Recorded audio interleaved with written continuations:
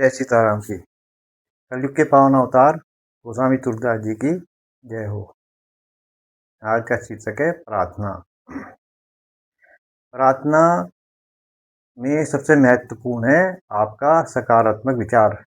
मनुष्य जिस भाव से, जिस मनोकामना से वह सिद्धि के लिए मंदिर में बैठा है, वह सब परमात्मा समझता है।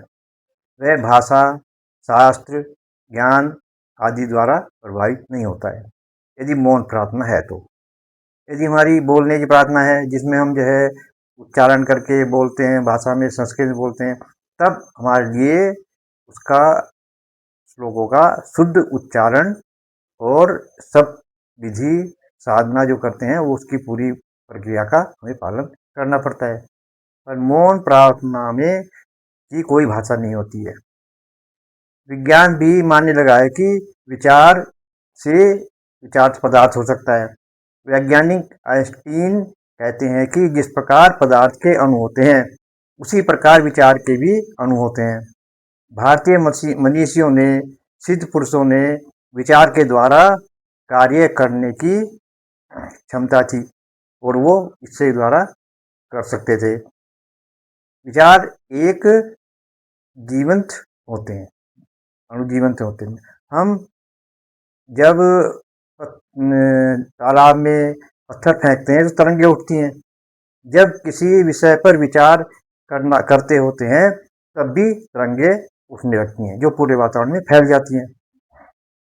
इसका यही कारण है कि संतों, सिद्ध पुरुषों, सन्यासियों के आश्रम के चारों ओर इसी सकारात्मक ऊर्जा का क्षेत्र बना रहता है, क्योंकि ऊर्जा का नाश नहीं होता है।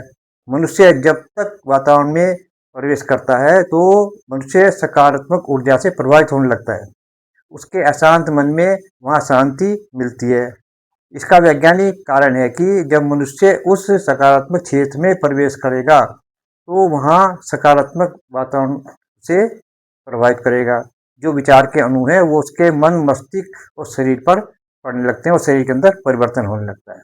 हम कहते हैं कि हमें वहाँ पर विशेष शांति मिल रही है या हमारे अंदर कुछ परिवर्तन हो रहा है।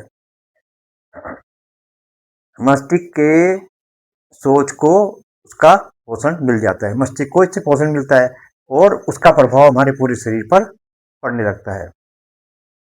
आपने जीवन में अनुभव किया होगा कि हम किसी घर में गए तो हमें अशांति होती है। कहते हैं कि यहाँ पर तो हमें बहुत बुरा लग रहा है, हमें बहुत परेशानी हो रही है। यदि दूसरे घर में जाते हैं तो यहाँ का वातावरण बहुत अच्छा है, यहाँ हमारे को शांति मिलती है और मन प्रसन्न होता है और अच्छा लगता है। मतलब हम उसे सीधी भाषा में कहते हैं यहाँ अच्छा लगता है, यहाँ आने पर बुरा लगता है। या उस व्यक्ति से मिले तो हम प्रसन्न हो जाते हैं, दूसरे से मिले तो नहीं हो पाते। श्री रामचरितमानस के उत्तरकांड में काकभुजंडी जी के आश्रम में जब गरुड़ जी अपने भ्रम को, अशांत मन को के प्रश्न के उत्तर ढूंढने के गए तो उनके आश्रम के पास जाते ही उनके मन का भ्रम दूर हो गया और मन शांत हो गया। उनके जितने प्रश्न थे उनका उत्तर उन्हें मिल गया। ये वो काकभुजंडी से भी पूछते हैं, पर काकभुजंडी कहते हैं कि मेरे आश्रम के चारों ओर 4 कोस तक सकारात्मक ऊर्जा है, जो भी इसमें प्रवेश करेगा उसका जो है सब प्रश्न का उत्तर, मन की शांति या जो भी मनोकामना है उसकी स्वामी पूरी हो जाती हैं, चाहे वो मुझसे बात करें या ना करें। इसी प्रकार सिद्ध पुरुष या मंदिर में या किसी मठ में जाते हैं तो वहाँ भी इस प्रकार सकारात्मक ऊर्जा का क्षेत्र पहले से ही मौजूद रहता है और हम जाते हैं तो वहाँ शांति मिलती है और कई प्रकाश के उत्तर और हमारी मनोकामना सिद्ध हो जाती हैं। तभी कहते हैं कि हम उसके पास, संत के पास गए और हमने ये सोचा और उन्होंने आशीर्वाद दिया, हमारा कार्य पूर्ण हो गया। ये सब जो है सकारात्मक ऊर्जा का क्षेत्र जो है, जो हम विचार करते हैं उससे तरंगे उठती हैं, वो हमें प्रभावित करती हैं।